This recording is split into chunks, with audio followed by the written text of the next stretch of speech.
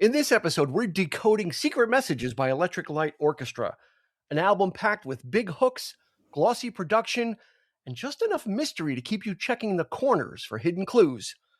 But underneath the shiny surface, Secret Messages feels like a band caught between eras, still carrying that classic ELO magic, but clearly moving into something sleeker, stranger, and more electronic. Stay with us. Get ready for the 3324 podcast, where lifelong friends Dean Legiro and Eric Kuber share their love of all things music and movies. Dean has directed short films and is a music trivia buff. And Eric, trained in audio engineering, brings his extensive knowledge of music and film to the conversation as they discuss, debate, and celebrate their favorite albums, films, and much more. Welcome, friends, to the 3324 podcast. Hey, if you grew up waiting for your favorite song on the radio, then this is your podcast. This is it right here. It is, indeed. Cork it. Cork down and stay with us. And watch as we put a pin in it. There you go. That phrase. Yeah. So welcome, one and all. If you're new here, hey, welcome aboard. This is what we call one of our Homer episodes. Mm-hmm. So, and if you listen to us long enough, or if you go to the back catalog, you'll find plenty of other Homer ones. Eric got his share of Homers.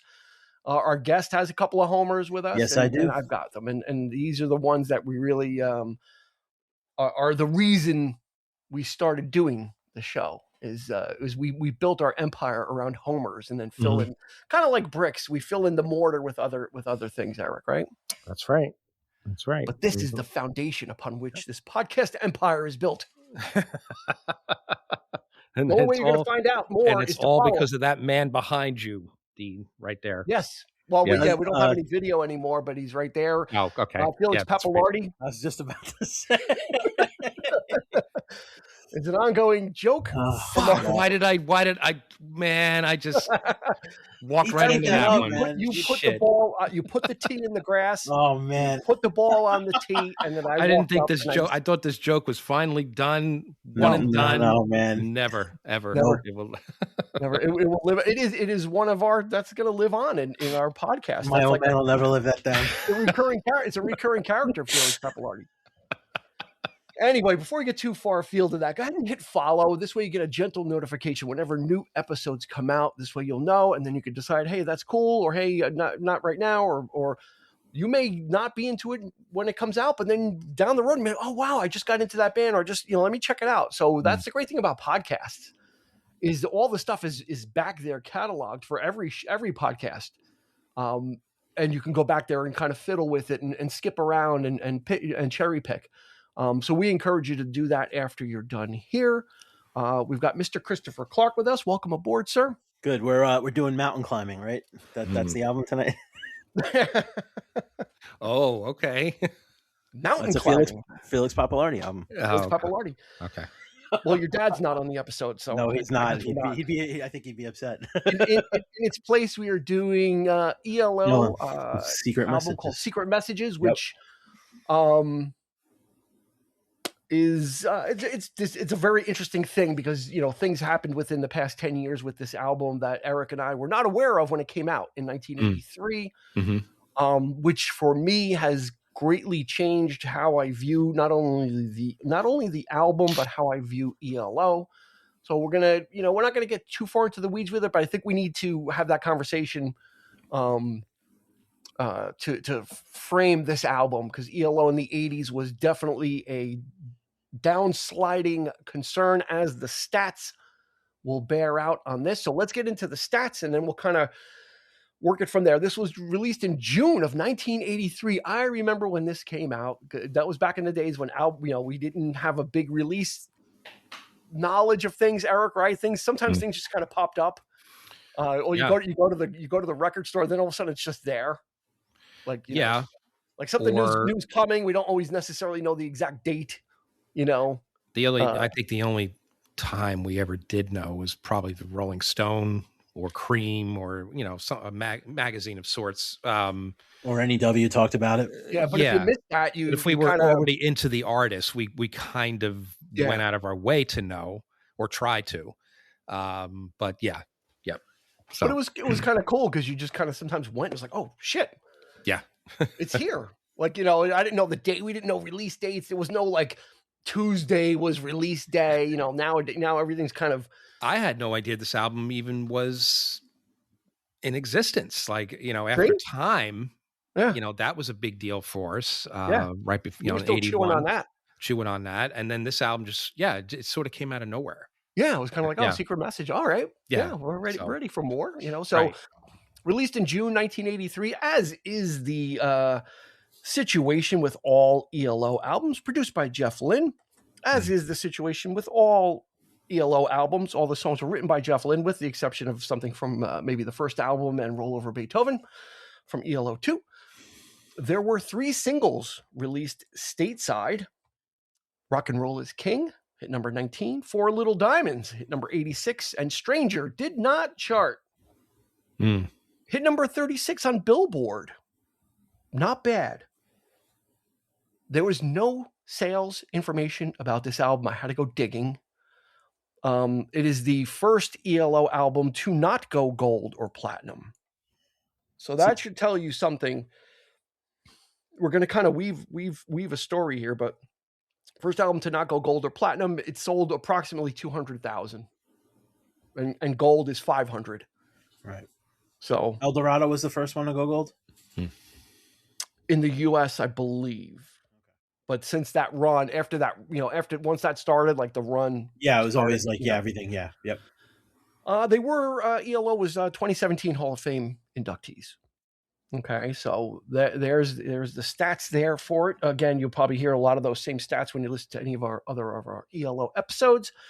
ELO only put out 3 albums in the 80s. So, and as you can tell by the stats, the Billboard performance and the lack of album sales, that, the handwriting was on the wall at this point, and in light of what we've since learned about this album, I'm still kind of teasing it a little bit.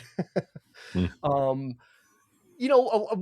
Eric and I and Chris, we've also had episodes where there's those bands from the 70s that struggle to make that transition. Some of them do. A lot of them we've done plenty of episodes about prog groups that decide we need to make our songs shorter and poppier, and they transition in. ELO was always kind of doing that, but they still and they were on the cutting edge, Eric. I mean, I dare say, Jeff Lynne was on the cutting edge of music production, still writing pop songs, but it just wasn't clicking anymore with the record buying public. Yeah, I would probably agree with that. At this point, he, which is not obviously a problem for me, but when people start getting experimental, and I dig that. But in this case, it's like, in the sense of people always, there was harsh critics out there who accuse him of overproduction. And the sort of, like they, some critics just don't like that. They don't like the quirky, and Jeff Lynne is infamous for that, but we love it. He's infamous for building those layers of sound and these weird and this album really kind of, I dare say, I mean, it just really, he just really went for the hills for this one. I mean, it's like, it's a bizarre record to be sure. Yeah. He swung for the fences like every the way I look at it is every album he does things and then he takes it into the next album, doesn't duplicate it, he builds on it, adds something else to it, and then the next album when you go through the whole ELO discography, there is a structuring happening of him doing something, learning it, taking it to the next album, but adding something else to it and changing it and learning from it. He doesn't really, you could say maybe New World Record and Out of the Blue, there is some similarity, but it just keeps moving forward and evolving and changing. And then when you get to the 80s, it was full on. So Chris, did you have you would look like you were shaking your head have an add on as the new kind of ELO, you're still the Padawan. Yes. So, this album, it didn't grab me the way the other ELO records I listened to grabbed me. And I think there's a couple of reasons for that. The biggest one for me is I feel like this was like trying to struggle with what it wanted to be. Like it had that like 50s vibe with like the 50s rock and roll tunes and that kind of stuff. But then it had that 80s synthesizer sheen to it. So Mhm. it felt like he was like trying to figure out a course, and it was like in a lot of different directions. There wasn't like, it didn't feel as unified as some of the other records. And the other thing that stood out to me about it was you also, with having said that, I also feel like you also see the template for what he went on to do when he produced like Harrison and Petty and the Wilburys. Like I have a friend who really likes the Traveling Wilburys, Mhm. and I texted her and I said, if you like the Wilburys, I said, this is like kind of would be a good entry point for you if you're ever going to listen to ELO. Yeah. Like to me, like I just like the sound of the drums and like just the production. It's to me, it set the course. It almost was like, I remember hearing one time that people got sick of the Bee Gees at the end of the 70s and they didn't want to listen to Bee Gees records anymore, but they actually did because the Bee Gees produced and wrote all this music for other people. Yeah, right. Like I feel like this is what this ELO record is. It's like nobody, people were bored with ELO, but then it was okay when he went and produced Tom Petty and Great produced George Harrison. analogy. So That is a fantastic analogy, and it's a fantastic way to put it. Because, like Eric was saying, I mean, it doesn't matter. It doesn't matter throughout ELO's career if they made a great album. Critics just hated them. They were just an easy target. No matter what they did, it was never good enough. So there was never going to be that championing of them. It was just kind of like, just go on. Mm-hmm. So, and I think I have a response to why you feel the album is disjointed, and I think it reveals itself. So when this album came out, it was a single disc. Yeah. And we took it for what it was, and it was a great album. It was a really good album. What we would find out relatively recently, or at least in my world, that this was supposed to be a double album. It was supposed to be the last ELO album. A double album would have fulfilled ELO's contract with CBS via Jet Records, who was the distributor. So this was going to be it. This was like the finale, ELO in its final form, as it were. And CBS is like, no, we really can't. It's too expensive to make a double, which is just the dumbest thing I've ever heard. Why is it probably should be less expensive because you're doing it at the same time. So it'd be like a discount, would be less, rather than re-promoting a second album. Anyway, so they said, no, we're not putting out a double album. So it got literally 7 songs got chopped from what the original concept was, which is significant. We didn't know that, Eric. We didn't know at the time. We just kind of took it as this really strangely compiled, but compelling and interesting, and all the stuff we love about ELO. But when you look back on it now, when I look back on it now, I'm like, it's a very disjointed record then. Yeah. Yeah. In its single album version, when you look at it, it's like, wow, with the, so in 2018, let me finish the thought. In 2018, Jeff decided, we're going to restore this. We're going to put out the album as it was meant to be. There was 2 sequences that he had worked on. There was a March 4th of 1983 was the original double album sequencing, and then a week later, March 11th, was another sequencing, and this follows the final sequencing with the omission of one song, which we'll get to. I don't know if you guys listened to it. I sent it to you. I previewed it a little bit at work, but like I didn't get through the whole thing. So this album was restored in the original running order minus one song. And for me, it was, as a huge ELO fan, it was mind blowing because, I'd known, I had known there was supposed to be a double album, didn't really know what it entailed. And then they would put out their final album, Balance of Power, which the title tells you everything you need to know about how he felt. So Secret Messages was supposed to be the end. This was the farewell. Jeff had enough. He had enough of the ELO thing. Like, it had run its course. A lot of things started happening. Mick Kaminsky on violin, he hadn't played on an ELO album since '77. So we're really moving away from that whole thing and just kind of, growing as a producer and an arranger. Our favorite Kelly Graucut, the bass player, says, you know what? I got kids to feed. I got a family, and I'm not really getting paid like what I think the worth is. So he had finished 4 songs for Secret Messages, and believe it or not, they had made the music videos already for them. And then he sues Jeff. So Kelly Graucut is out the door. So he is only on 4 songs. on the original album, he would only appear on 2 because 2 of them were ones that were omitted. Right. He said in retro, he said, I read an interview with him. He said, I was just looking for a golden handshake. Like, here's your money, and take care. Like Christopher Clark has said previously, when Sharon Osbourne was on Billy Corgan's podcast, that Jeff had gotten screwed out of a lot of money. Yeah, he did from Jet. So I'm not giving Jeff a pass.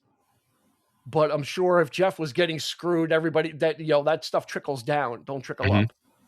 I mean, was Grau cut within his rights? Like, that's the part I always miss about that part. I think so. I don't know how much he was getting paid, but the guy was, the second voice of ELO. He really, I don't think it's a coincidence that when all the good stuff started, he was there because his voice was something that was in the mix. His contribution. Eric, back me up. Absolutely. He's a great bass player too. I mean, like, I feel he was, from my opinion, he was vastly underrated. He was underused. Yeah. He should have been more, those harmony vocals between his distinct voice and Jeff's, that was the ELO sound. That was the ELO sound of the 70s, Out of the Blue. There's several tracks where you definitely know there's another person there. Yeah, you do. But it wasn't enough. And, so shame. It really is. Yeah, he went and did a solo album, and which is a great, really underappreciated album. It's one of the most worst produced albums ever in the history of recorded music. Yeah, but it's a really great album. So he's out. So now ELO ostensibly is down to a trio. Jeff is taking on. He takes the bass duties up. He's been playing keyboards anyway. They've been sequencing with with drum machines. So Bev and the drummers kind of getting a little. They hadn't toured since the Time tour. So he's like, well, I'm going to go out with Black Sabbath. They need a drummer. So and I love he's like, I love playing live. So he went out with Black Sabbath, around that time, because ELO was kind of winding down. Like Jeff was like, I just, don't have the wherewithal to want to tour anymore. I just want to be in the studio. And he thought, okay, I'll do a double album, and contract's over. We put ELO to bed, and God, this double album, when I listen to this album, this is literally him saying goodbye. Yeah. Every song, the songs are and Chris, the things that you mentioned about the 50s. Yeah. All this stuff, this is like almost like this album is almost like recapping the ELO journey. Yep. From his influences on Rock and Roll is King to Endless Lies, his love for Roy Orbison. His triumvirate is Roy Orbison, Del Shannon, and the Beatles. Those are his 3 big influences. Yeah. I don't think it's a coincidental that on his final album, he does a soaring Roy Orbison vocal and has a song called Beatles Forever on it, which was the discarded song. So this is almost the way I look at this album now is it's so bittersweet. This is like him closing the book. Yeah. On ELO, right? Like here's all the stuff. Here's, I'm just going to here's my love letter to ELO. Here's my love letter to music, my heroes. Here it is. The songs deal with leaving, with looking back, nostalgia, so it's less the type of music, but it's more the content. Yeah. That's in the lyrics. And he's not really known for his like boffo lyrics, Right. So when the restored album was released in 2018, I got it and I listened to it, but then I've been telling Eric for like the past 5 months, like I'm on a Secret Messages kick, and that's all I've been listening to because it's just taking in the knowledge of what this was supposed to be. It's not just about like the record part, but this was him saying goodbye, and the record company would not let him. Like they're like, no. Like we're not. So those songs got shelved. Some of them were B-sides. And then a lot of them showed up on the 1990 box set Afterglow was the first time that we got to hear. I had that. Yeah. We got to hear some of these songs, but not really in any context. We still didn't really know what the deal was because it was just, there was B-sides and unused songs from Time and a couple other things. So it's kind of a mishmash. It's kind of like, okay, there's a lot in here. It's cool stuff. And we want to get our hands on anything. Right. So which is how I felt about them at the time. They definitely sounded like B-sides to me. They weren't, I figured, well, these are outtakes from Secret Messages, but I think at that point we come to realize that there were rumors of, or the knowledge came, that it was supposed to be a double record. Mm-hmm. And I'm like, are these the songs that were supposed to be there? And I at the time I just wasn't overly impressed, and it's like, yeah, maybe, Maybe better left in the dustbin. But when he put it back together, and he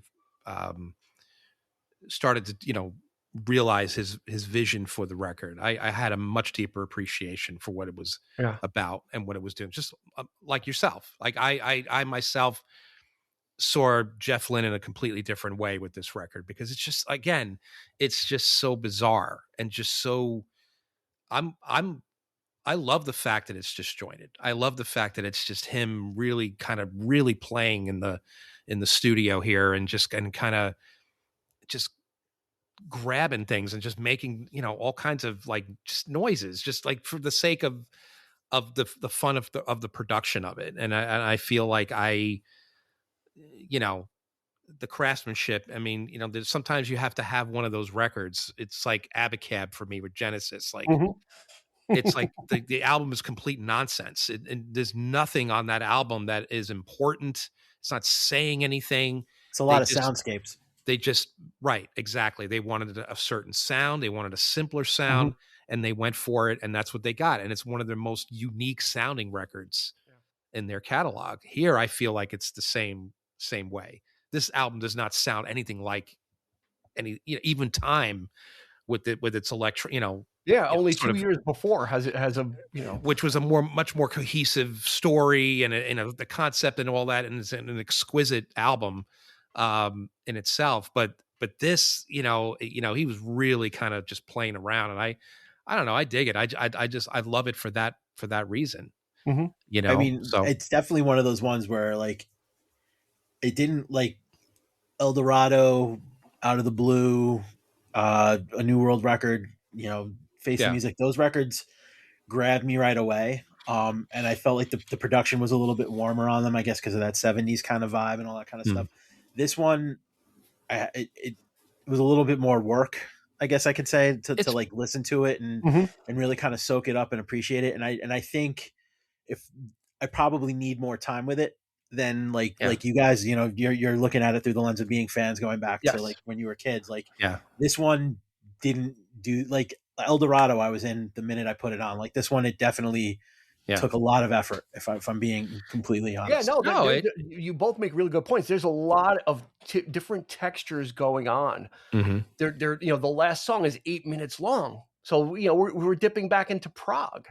You said Rock and Roll is King is very much a rockabilly pop song, and then there's something like Mandalay, which is atmospheric and you got desolate, and then you got these little like not a cohesive line. These little beauties like Stranger, and one of my favorite songs of all time. And it's just a really nice, pleasant little tune. And then you got Endless Lies. For me, I hated that song when I first heard it. The Balance of Power version, like I didn't quite understand what he was going for there. I feel like, to me, that song is not only is he paying tribute to Roy, but also the Beatles. It's very Beatlesque. It has that Fool on the Hill, vibes with swirly sound. Those flourishes in there, and he's obviously, and it's a much better version on this record than it is on Balance of Power. Why don't you talk about that a little bit then? How did we know about Endless Lies before? I think it was released when they re-released Secret Messages with extra tracks. Yeah, but where did we first hear it? On Balance of Power. Oh, on Balance of Power, yeah. Right. And like I said, I hated it. I was like, what is this? Like, it was a little bit different. Like this vocal came out of nowhere. Like, I've never really heard him do that before. And it really, on the one hand, it was so like weird and just kind of slightly cringy. But on the other hand, it was sort of like, he's got some range, man. His voice really, Jeff is like, he surprises you. But when this version came out, I had I was like, yeah, now I can see it. Now I can see what he's doing here. Yeah, I think this album is very So contextual. Yeah, yeah, taken when we heard the songs in the box set, it's like, yeah, they're really great and they're kind of each one is kind of yeah, different, but you don't really get the full feeling when you're not getting. I think the understanding that this was supposed to be the last album, I think, really helps inform the whole listening experience. yeah. I think each track is You know, work. It's like Chris said, it is work. Yeah. Each track is unique in the sense that Mhm. each song is not he didn't write it in the sense of like the album being cohesive or a central theme even in my, like every song is a work, in my opinion, a work of art in a way. Like he's just being really artful with each track and just It's let one the of those chips fall albums. where they may, kind of thing. Yeah. So It's one of those yeah, records that definitely takes repeated listenings to like really kind of yeah. sink in and soak it in and that kind of stuff. And yeah, you know what? If I'm removing myself from it, I absolutely see that. You know, Yeah. I'm not going to sit here and say, oh yeah, everybody should listen to it. It like I said, it's important because of what it was supposed to represent. You know, and for Mhm. me, that is, had it not come out in a double album, we probably wouldn't have done this one in this order. We probably would have done something else. Yeah. But because of the restored double album, I just feel it just has a, it's kind of like a big statement, Yeah. and it stands, with all the restored tracks and the order, that it stands as something important for a band that never got. They're getting their due now. Now everybody loves them, but back Yeah. then, I was trying to think. I'm like, what if this had come out as a double album back then? It would have been scorched. It would have been excoriated by the critics. It would have Of been course. easy target fodder for But them we to would have, do it. I think we would have loved it though. Oh yeah, I but like to think we would have been all over it. yeah, of you course, know, I'm we would. I'm staring. I'm staring down. I'm like glaring at this album cover. Even the cover of this record is like, it, I you kept know, Strange. seeing comparisons to it, Sergeant Pepper every time I it read about it. defines Yeah. what the album is in a way. What is happening on this thing? It's got all this sort of like classical Baroque paintings in the foreground. You got what looks like buildings in Birmingham on the left side. You got an Nuclear reactor. a nuclear reactor in the background. You got the band and on the right hand side in the windows. Like it, yeah, like it's just so jumbled and so like Yeah. Well, it's you a know, bunch of secret messages, right? yeah, yeah, And let's talk about that a little bit. Like, what is the concept of what is that all about? This is This goes so back wild. to the 70s. It goes back to Led Zeppelin. It Mhm. goes back to Queen. It goes back to Styx. It goes back to Pink Floyd, and it goes back to ELO. Yeah, For some reason, people started to play these records backwards from these artists and said, oh, there's satanic messages on there. They're telling us to do something. It's saying Mhm. Satan is evil. And I think I said this before in other episodes. Jeff Lynne is like, it's hard enough to make a record forwards. Yeah. I can't worry about making something backwards. And, you and this know? came out right when all that shit was really heating up in a big bad way, right? On a second, the second wave with the PMRC and labeling. So he's like, Yeah. you know what? I'm going to take the piss out of this. And Yeah. throughout the album, there are secret messages. There are plenty of backwards masking. That's hilarious. I actually had a 4-track recorder back then. And so if you put a cassette in, you could play the other side in reverse at the same time. So I just went through the whole album and listened to all the backwards stuff. And it's just simple things like thanks for listening and like Yeah. stuff like that, like silly Yeah. stuff. It's just like, hey, thanks for listening. And The point is made. on Yeah. danger ahead, it's like, beware, there's danger ahead and stuff like that. So it was to take the piss out of that. Say, you know what, you want backwards stuff? I'm going to give you backwards stuff. Here it is. Here's secret messages for you, and go have fun trying to find out. Of all the bands to accuse them of that, though, man. Yeah, I actually read, like, they said if you took Paradise Theater by Styx and flipped it over to side one, has the etching on the actual album. It's got the Styx logo, which is really cool. They said if you flip it over to side two, there's supposedly like a black dot. Yeah. And if you put a pencil eraser on that black dot and you turn it backwards during Snowblind, you'll hear stuff. Oh my God. Who has the effing time to do this? Right. People just want to be. If I cared about Satan, I wouldn't go I'd go see him forwards. People wouldn't just go want to be looking for him heard, man. They want backwards, these conspiracy. Yeah, it's crazy. You know what? And it sold records. I remember being a little kid Conspiracy and getting theorist. getting Shot at the Devil by Motley Crue, the second Motley Crue record, and on the insert it said this record may contain backwards messages, and the whole idea is like it's because a kid's gonna get it and think they're getting away with something. Like if anything, it helped these bands. It didn't hurt them because people are like, another one Bites the Dust has stuff backwards. So all these bands were just getting pilloried. And you can't get any better than Jeff Lynne just blatantly saying in the opening track, secret message. It's like, come on. It's like, okay, and you know where you're going. ELO in Morse code. Yeah. During the beginning, it was like, and what a song, man. But wow, it's one of my favorite tracks. He's in on the whole thing. Is it because of Fire on High? Yes. Because all that shit on Fire on High was for them what got them on the radar. Zeppelin. Yeah. All that time, Pink Floyd, all of the stuff in the 70s. That's where Styx comes in also. So, but it was still going on, right? Because it was still carrying forward. Yep. They weren't letting it go. So he's like, Chris, have you listened to Face the Music? Are you familiar with it? I've listened to it bits and pieces. I have to give it a deeper listen. Honestly. That's a great record. It's raw. It is. Yeah. It's the transitional. Fire on High is one of my favorite instrumentals. Yeah. Transitional record.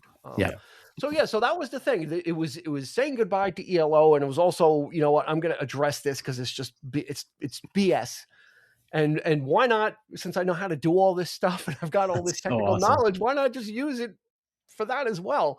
So there's all these nuggets sprinkled throughout, and that's what I said in the open. In looking at every corner, they're in intros, they're in outros, they're throughout. Sometimes they're in the middle of songs, so it's really a fun thing if you're into that. You could probably put it into some software. Or I'm sure on YouTube somebody has all the snippets already reversed, and you could just listen to them that way as well, and just take all the work out of it. But so they released a double album. As far as the album itself goes, this is, I think, one of the most guitar forward albums from ELO. There was a lot of guitar, a lot of guitar solos. I mean, if you look at Stranger and Train of Gold, Take Me On and On, there are a lot of guitar solos, which we don't really see from Jeff as well. Guitar solos are used very sparingly, in the service of a song. Mm-hmm. And what I noticed on re-listening to this album was how much there was and how jazzy the solos were on a lot of these songs too. He really was just kind of, pulling out all the stops to kind of give like you're going to get it all. You're going to get guitar solos. You're going to get the weird stuff. You're going to get backwards. You're going to get me saying goodbye. You're going to get my homage to the Beatles. You're going to get my homage to Roy. This was literally tying up the whole ELO experience in a bow and saying I'm calling it here. We're not going to limp off. It's a kitchen sink record. It was also it kind of is. It kind of is. You're right. Yeah. You're absolutely right about that. And this also last album, I think. Lewis Clark. Lewis Clark came back. Yep. And Mick Kaminsky came back on this to play. So there are strings on this record, believe it or not. There are some strings. There are. Yeah. And all the right places. So I just I'm going back to the title track, and when you mentioned guitar, there is that twang at the end of you have to hear it. You have to listen for it because you won't notice it first couple of runs. Because you're paying attention to there's so much going on in that track alone. For me, the harmony vocals is what gets me, and I love those harmonies that Jeff basically is doing himself. Yeah. Unfortunately, but he became ELO. But great. And by the end of the song, you hear that right. It's like you got to kind of listen for it, but it kind of takes it to a whole new level. It's like, wow, this whole time he's been, he's been like playing that riff, it's great. It's so great. Yeah, it's kind of the pinnacle of song architecture, which is what he was good at. He's good at building. He's not a record everybody in the studio at once and we're recording. He's an architect. He layers. Yeah. Yes. And just and Paul McCartney said it. He goes, everything just fits. And that's from Paul McCartney's mouth. He goes, everything just fits. Like all those beeps and whirs, they don't sound like they fit in where they're being slotted in, or the off syncopation hand claps on Bluebird, right? The clap is right before the snare drum hit, and it all makes sense. you consider his work with Wings, you know, like in the 70s, he tried those kinds of things, those weird little noises and things like that. Didn't quite, I mean, it fit for what he was doing at the time, but I feel like, you know, with Jeff, I think he was, for somebody to impress Paul McCartney, you know, at that level, like to say that he's, wow, you know, like that's a feat. Somebody, one of his contemporaries, I should say, or, you know, One of his not heroes. even because he's, Yeah. because he's like Jeff Lynne is sort of the, you know, Younger. idolizing Paul McCartney, right? He's like, so it's like, you know, It's The like your student hero. has become the teacher. yeah, exactly. absolutely. So, yeah. Did you know, just that you brought McCartney up, did he ever produce anything for McCartney on his own? I know he produced all Funny you Pie. should ask. Yeah. Flaming Pie. Go Flaming see our Pie? episode about Flaming Pie. I didn't realize he produced Flaming Pie. I haven't listened to Flaming Pie in a long after time. Jeff worked with the Beatles, Free as a Bird, like Yeah. everybody was high on the supply. Like George Harrison, like unearthed this guy. So he went right into the studio with McCartney, and his Fantastic work on Flaming record. Pie. It is a good record. I just didn't realize he sublime. produced it. It's a Okay. fantastic. It's one of my He's not one on of our he's favorite. on most of the album, and his work on that is And Chef's you'll be able to tell. yeah. Because that Now- has now- distinct, he was in his you know, restrained mode back then. So he was, like but you still like can you tell. said, Yeah. Exactly. It's what you missed about ELO, but not ELO. Yeah. Just like you said. So it was a perfect thing. Let me throw a couple of lyrics at you guys, and you tell me if this is someone that's not kind of on his way out the door. From Loser Gone Wild, I don't care if violins don't play. I won't listen to them anyway. Yeah.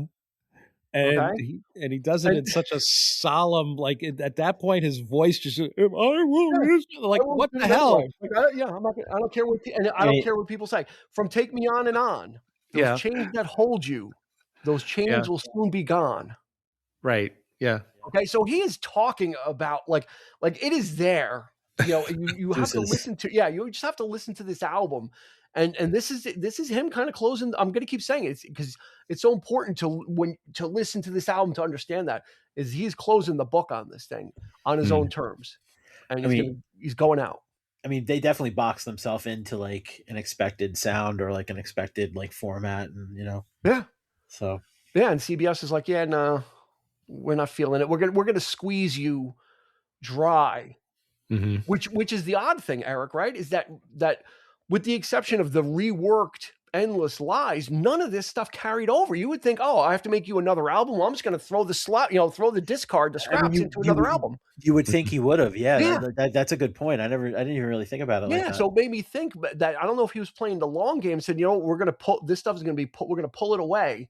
Mm-hmm. I'm not going to reuse it. And he made a brand, and that's a total pop album that, shares very little resemblance with ELO, and I didn't care for it when I first came out, but I love Balance of Power. But it's almost like an epilogue now with what I know, it's like, this is the final chapter. And that's kind of like an epilogue. It's kind of like, okay, here's, so a postscript to everything. Yeah. Because he was kind of made to do it. Now, Dean, you said he became ELO, which is obviously true. I mean, do you think this is the record where it happened or it happened earlier? I think it was happening earlier because Richard Tandy was even saying in interviews, he's like, at this point, we just kind of came in. Right. Most of the stuff was already stacked.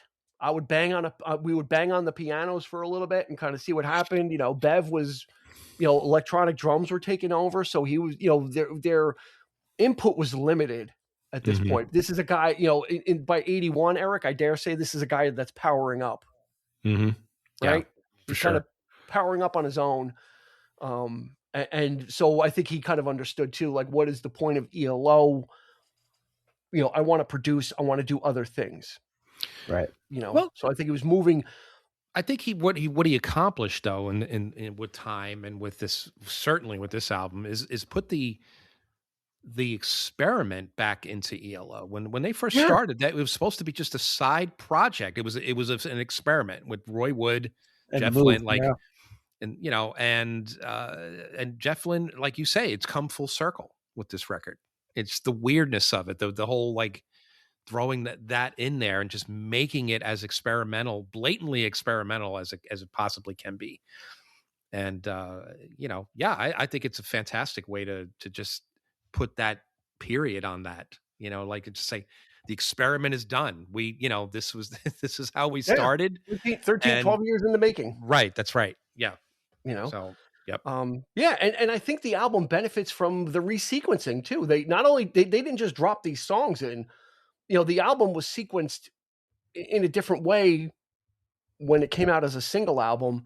Mm-hmm. And the resequencing, I think, benefits it as well, because on the original single disc release, Rock and Roll is King is the last song. And it's kind of like reminiscent of Hold On Tight. It's like, okay, let's put the single at the end. It's kind of like, okay. With the new sequencing, Rock and Roll is King is like in the middle of the album, Yeah. As it should be. I think it benefits from it, or it's at the end of side 3.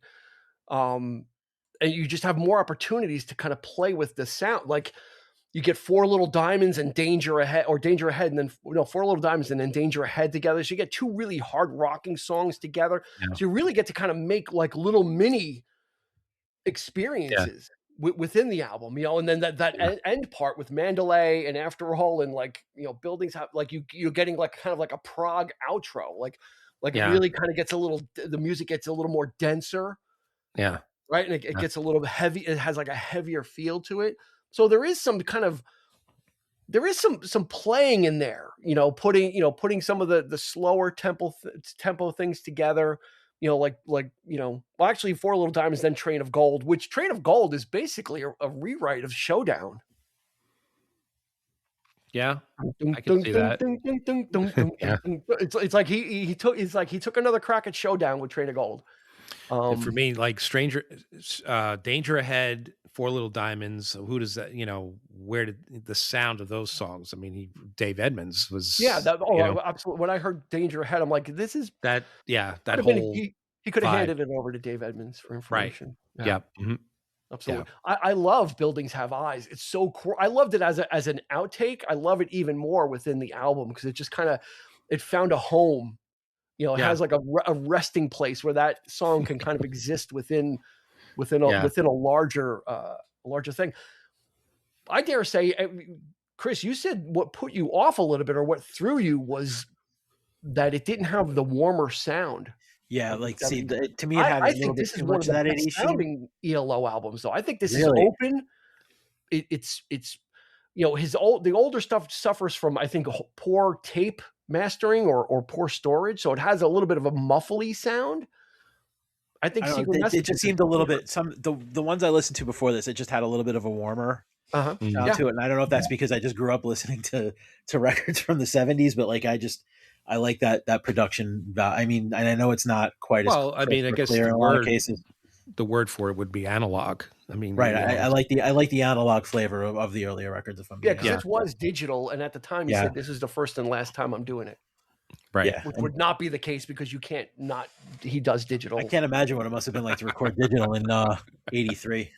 It had to be like forget. Yeah, I don't know if it was like a digital analog or what it was like. How it was done, but he was like, I did this, and I was like, I'm not a fan. When you consider, he would embrace that with the Wilburys. He would embrace that wooden sound, that natural, not making natural sounds. And that's the one thing I'll say is like, I didn't love it here, but like that same it's a lot of those same qualities on all those records from like the back end of the 80s and into the early 90s that he worked on, that are like beloved by like, not just, your generation, my parents' generation, but like kids my age grew up listening to those Petty records and the Wilbury records like that. I really feel like that production value starts here. Like that's the one thing I kept pulling away, is like I could hear where he's going to go when he goes on to be that uber producer, that made all those, hit rock and roll records at the dawn of the 90s. So well, it got George Harrison's attention for sure. It absolutely did. Yeah, when you consider Cloud Nine, there's still, he's still playing with a lot of keyboard effects, and it's not, you would think George Harrison of all people would not have an album to sound the way it does. Stacking the vocals the way they're stacked. Exactly. He's always been, acoustic and just sort of like very guitar oriented. With Cloud Nine, it's like that sort of poppy, sort of bright production sense, but it really gave him a new sort of like, apparently he just loved it. He it was a shot in the arm that he needed. Right? Exactly. Yeah. And it worked, and it works really well on that record. That's a great record. I think what it became is people finally started separating the artist from the group. Yeah.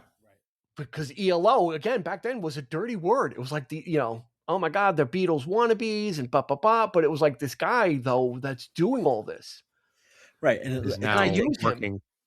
Working with him, and I dare say, they want the ELO sound without ELO is really very tongue in cheek, and taking a couple of jabs at the Beatles, with When We Was Fab, and it's a fun song, but it's when you really consider what it's about, it's like it's his discontent with the whole thing, but it's very Beatlesque. But Jeff knew how to make it sound like a Beatles. Well, you have given us the perfect segue. There you go. Yeah. Into the one song that was left off, and Jeff was like, "I hope no one ever hears this song." And Beatles forever, and for good reason. and he was asked about it in the year 2000, and he goes, "It was so fawning, and so it was too much." And so there was one song called "Beatles Forever," which was left off. And it really, it almost kind of takes the chorus from Telephone Line. It's kind of like a little bit of like Telephone Line, but it's just all about the Beatles. He's name dropping songs. He's dropping lyrics. He's dropping guitar riffs. I mean, I don't want to say it's a tribute. It's kind of like him really like gushing about the Beatles. And I'm sure once George Harrison came calling, he's like, hide all copies of Beatles Forever. I don't want him hearing this because you'll think I'm the biggest joke ever. But it is on YouTube. It's not ever officially released, but great clear copies are available. And you know what? I'm going to say 99.9% of everything that ELO did. This one you can leave in the dustbin if you want. It's a curiosity at best. It is. But again, if you put it into if it was into the album, it would as horrible or as a stinker you might say it is, it fills in the picture. See that, that's the way I look at that song. I don't look at that song as some great piece of art because it's not. It's really, it is fawning. He used the right word. He's literally fawning over the Beatles. But knowing what we know now about what this album was supposed to represent, it fits in with that. Looking back, saying goodbye, closing the door on all this stuff. And if you look at if what I looked at was accurate sequence wise, it was supposed to be the last track on the record, right? Yeah. No, I think the end of side 2. Right, because I don't know. It was supposed to be at the end of side 2, but not the final track. I thought it was the final track. At least not in the March 11th sequencing. I mean, because it would fit. Like it's almost like closing the door. Like this all started with I forget which song. It would have made sense. Yeah. Right. So songs like for me, I was never like I mean, I was never a big fan of Rock and Roll is King. To be honest, I just to me that's a corny song. Rama-lama, rock. You know what though, Eric? Let me ask you a question. Maybe you can answer it about Rock and Roll is King. Yeah.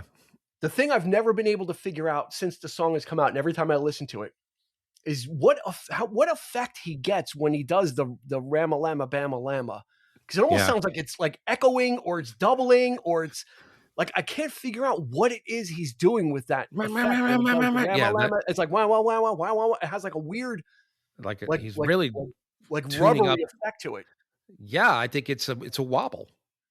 Yeah, I don't know what, but anyway, go ahead. I think he might be like just literally like taking the tape and Yeah, I definitely think that's a possibility. Rock and Roll King, not a high point either. Again, it's not like a high point, but the point is that there are songs like building up to, like if this song had been on there, it would have been like, oh wow, that's like maybe kind of jumping the shark a little bit. Yeah. But then you consider Endless Lies too. I mean, he's definitely throwing those things out there. Bye Bye Pretty Woman, like he's.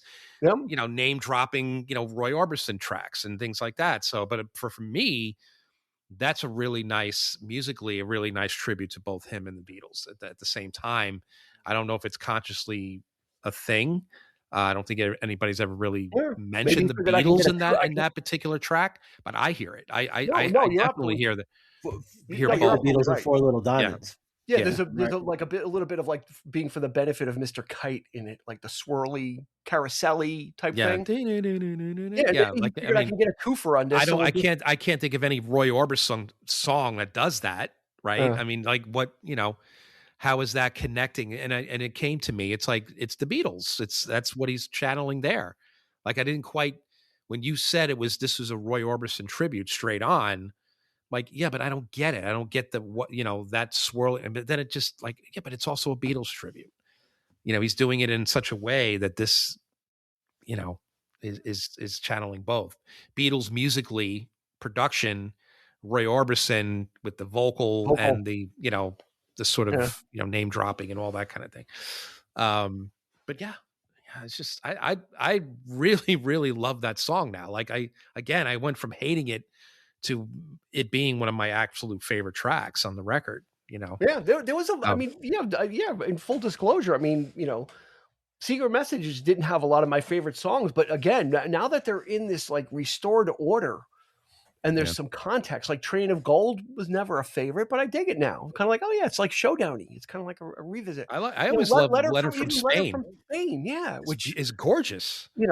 I don't particularly love it for the letter, that part of it. It's like it kind of throws you.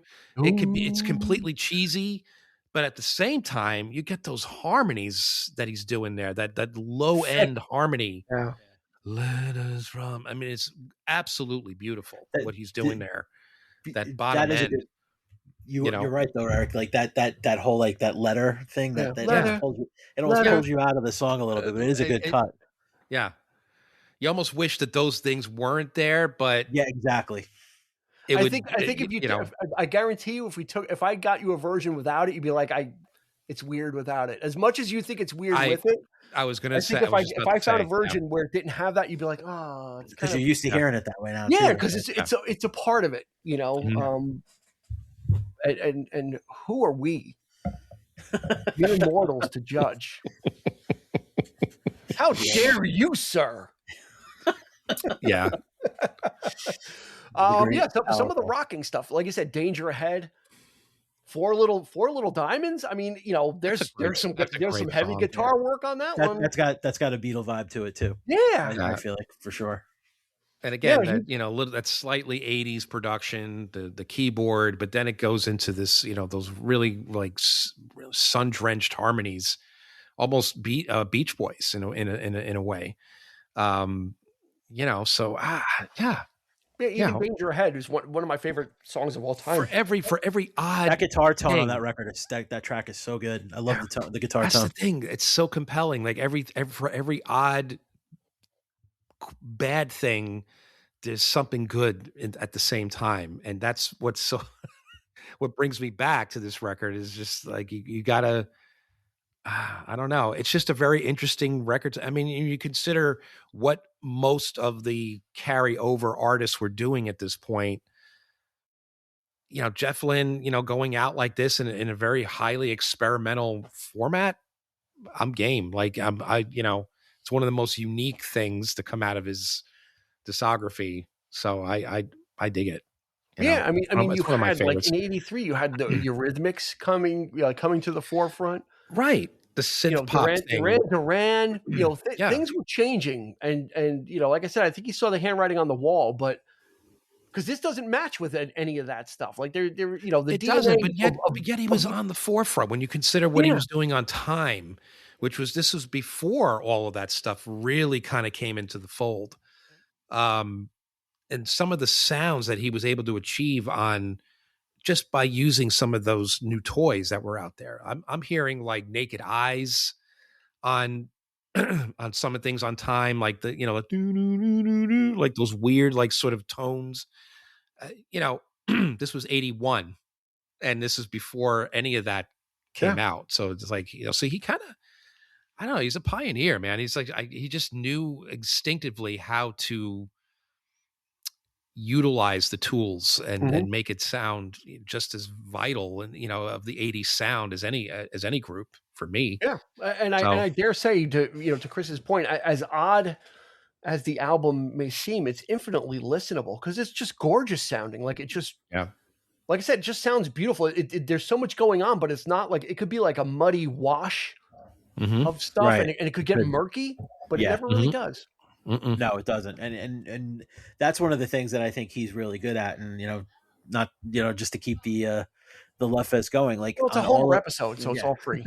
But on like but one of the things you could say, whatever the production style, analog, digital, on every one of their records, you hear every instrument very distinct, and like nothing gets lost in the mix. For all that's going on, everything is given a proper space, and nothing really drowns out anything else. And I think that's, really his genius as a producer. So can you imagine what is underneath that we don't hear? That's just like that's like foundation stuff, like. Yeah, Just it's like with Steely Dan, like when they like go in, they show like when they do those videos and they like pull all the sliders down and there's like a guy scratching sandpaper or something, like something weird, like whatever it is, like all that stuff, like some of that stuff you never even hear, but it's like foundational to like building of it. Yep. So can you imagine on all these records that these people make, like what those things are that are underneath that they use, like Lindsey Buckingham and all these, Brian Wilson, just all these, like all those foundational things that they start to build with that they leave in, they stack layers of concrete on top of it. Mm-hmm. But what is underneath that foundation that starts it that they leave in, be fascinating to get like I think they started doing that. What is it called? Like, what the hell is it called? Like stems? Didn't certain music have stems where you could literally pull everything apart? You can pull things down, yeah. and kind of listen to it. So it would be interesting to have access to some certain songs where you have the mixer, like an online, like a mixer interface, and you could really pull down and see what's underneath. It would be a lot of fun. Here's a question for you, Dean. Remember back in the day when before Time came out, they were saying this is like the Sgt. Pepper of, now I would say, would you consider this album to be that? No, I would say it's the Abbey Road. It's the goodbye, just like Abbey Road was the farewell. Okay. The Beatles didn't really know it was the farewell, but it absolutely was. Like it has that feel to it. Okay. Again, knowing what we know, that he was, tying up because of the sort of abstract nature of it, you're getting the whole like spectrum. I would put Time as that still, because it has that cohesive, it's supposed to be kind of a concept, supposed to be a loose story, much more Time was much more groundbreaking for when it came out, right? Just like Pepper was. This was more, again, this is like the next evolution, and then what you'd call the final form of what Jeff wanted ELO, because Balance of Power is nothing like anything after, like all this stuff. Yeah, he's using saxophones and all things. It's on gone that from Balance of Power.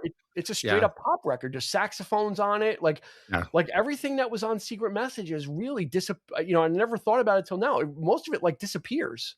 It's almost like Balance of Power is a solo record in all but name. It is, yeah. It's kind of like here's a new batch of songs, but and like I said, they're great, but it's it's not as dense. Mm-hmm. It's kind of like, and almost like the wind got. He's like, I was kind of done, I thought. And here's another one, and again, even like I'll take his half-assed stuff.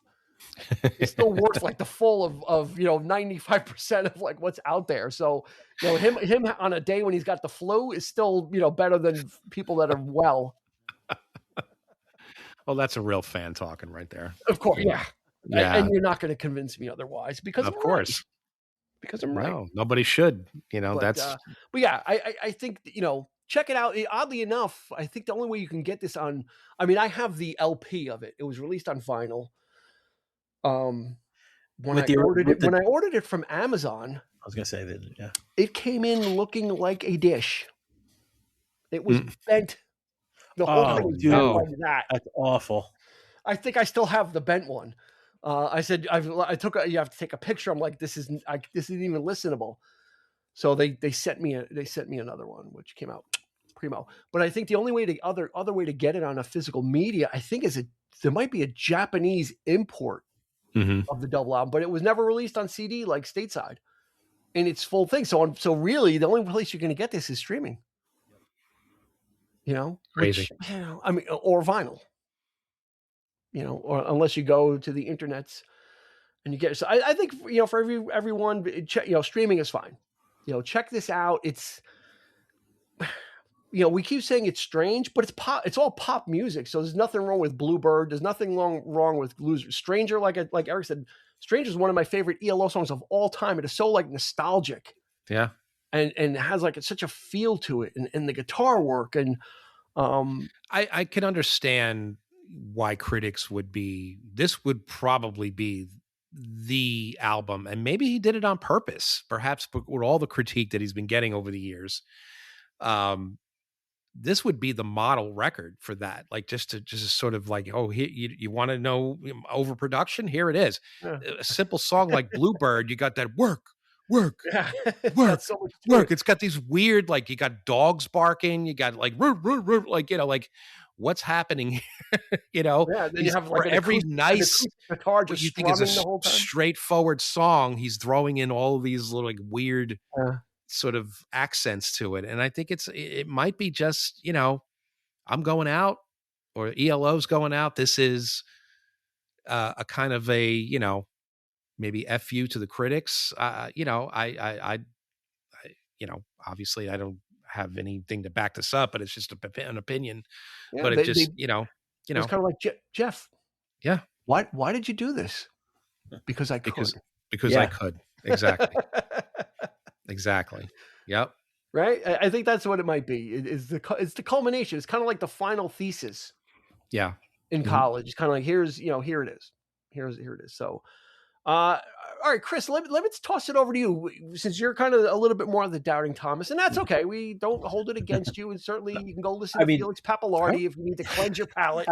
I will say, there are songs that definitely stood out to me. So cuts wise, I thought the opening cut, it grew on me the more I listened to the record. I really liked Take Me On. That was a really cool chill ballad. Danger Ahead, I think everything we said, I thought it was a really cool rocker. We kept talking about the guitar. I thought the keyboard line was really cool too. The keyboard riff on that track was good too. And Four Little Diamonds, those are the ones that stick out in my mind after I listened. We have to say, Jeff Lynne did give Eric a beautiful gift in 2016 when we got to see ELO at Radio City Music Hall, and they played Secret Messages. He did, and I was blown away. I was like, and they did it full on. That's awesome. Full on.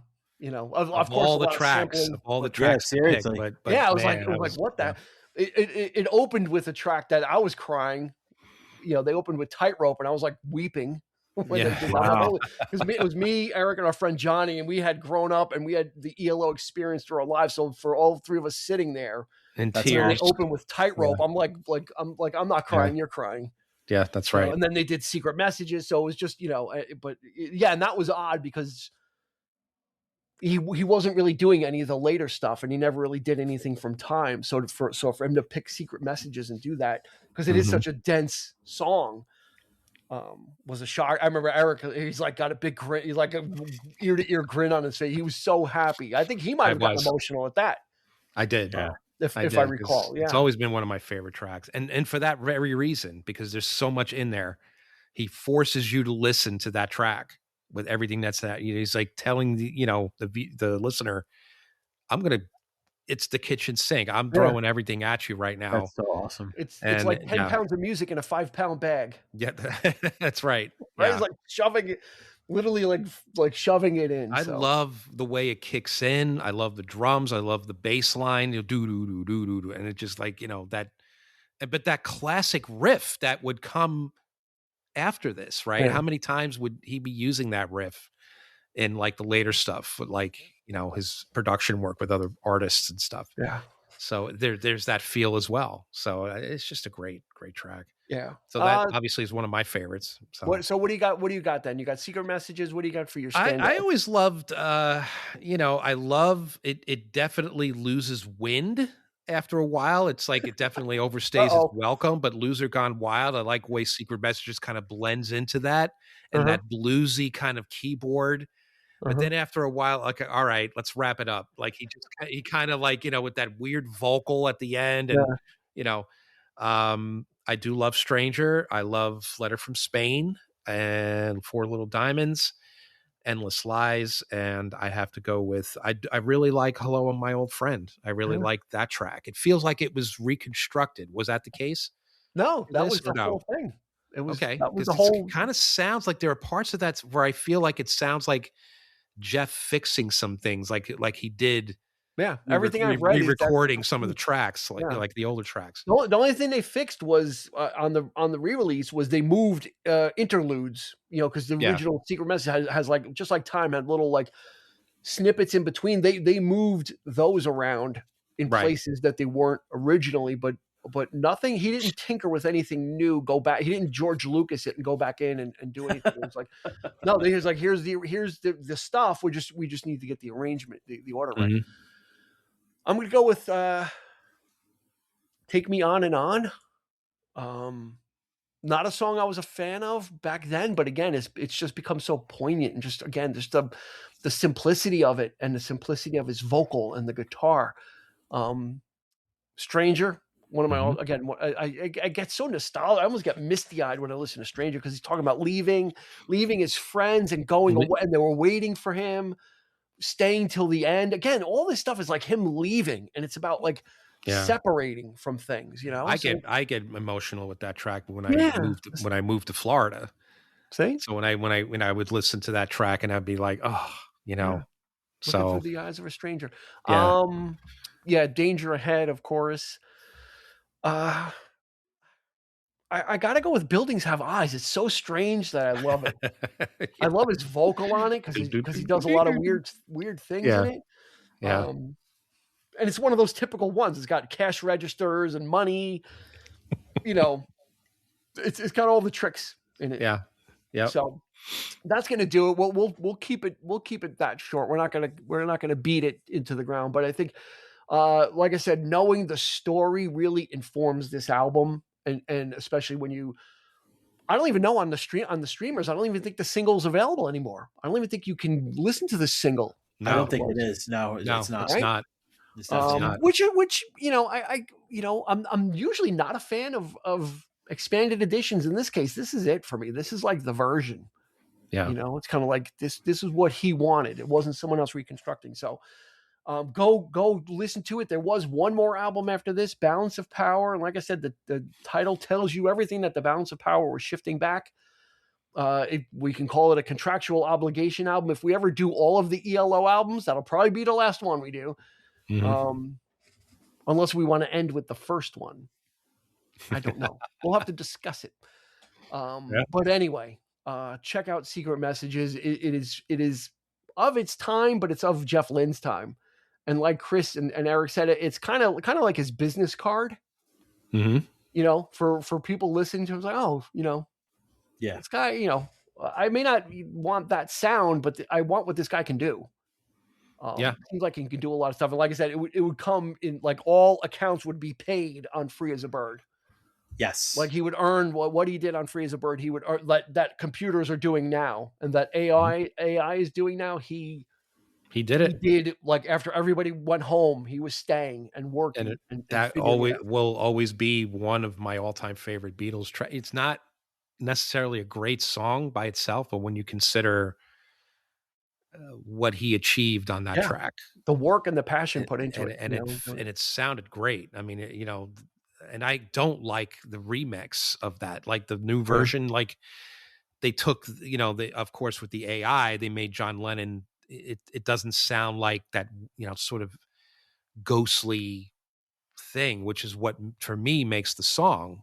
You need that. You need that kind of like, it gives it that haunting vibe, that haunting vibe, because we're all aware of what this track is about and what it's representing. And for me, it was the full-on harmony vocals of Paul and George, and accenting what that ghostly vocal, and just sort of like paying tribute to him that way. Yeah. And Jeff Lynne was the mastermind that made it work. And it's a brilliant track. Yeah. And There's an in the interview production sense. Yeah. Yeah. Yeah. And there's an interview with Jeff when he was, talking about working on it. And he goes, yeah, I'm in the booth. And then they call me in, the Beatles, and they're like, hey, can you check our vocals? He's like, me? Check your vocals? Like achievement unlocked. Yeah. Right? It's like, Right. you want me to check your vocals? Like who the F am I? It's like, okay, I'll check your effing vocals, It's like, right. Yeah. Asking him to do it. So it's, he got his wishes fulfilled, but he was also not only an acolyte, but someone that carved his own path as well, and took the blueprint, but expanded on it and did things that nobody ever thought of. And thank God he's gotten his due now. Well, what a way to, come on, man. What a way to cap off your career is to work with every single one of your heroes. Yeah. Right? Del Yeah, Shannon. Roy, Del, and the Beatles. And the Beatles. Like, there it is. Like you know. He's like, what else do I need to do? That's exactly. Nothing left. I got to find some new heroes. I got to find some new heroes because I worked with all of them. Who knew? And he did tracks for Ringo as well, right? I mean, he produced Ringo by himself too, right? There's some Ringo. Some there is a Grail. Supposedly, him and Elton John in the 70s did a couple of songs together. Oh, really? Yes. Oh my God. I think in the mid 70s, maybe 73 or 74 to 76, somewhere in there. And they never saw the light of day? Nope. Him and Elton John worked together and did some stuff together. That's wild. Yeah. So that's that's like the Grail night after you do all the challenges and you take the leap of faith. Yeah. Those tapes. I don't know if they're Jeff's tapes or Elton's tapes. Who has them? But hopefully, or maybe it's one of the great myths of all time. Who knows? Yeah. But we will leave it there. We will leave this episode with a mystery for you. So, Christopher Clark, thank you so much for joining us. Thank you for having me, man. Taking the trip down ELO Lane. Yeah, I promise the next one will be more palatable for you. You know what, Chris? I'm not really surprised of your reaction to this record. I was wondering what you thought.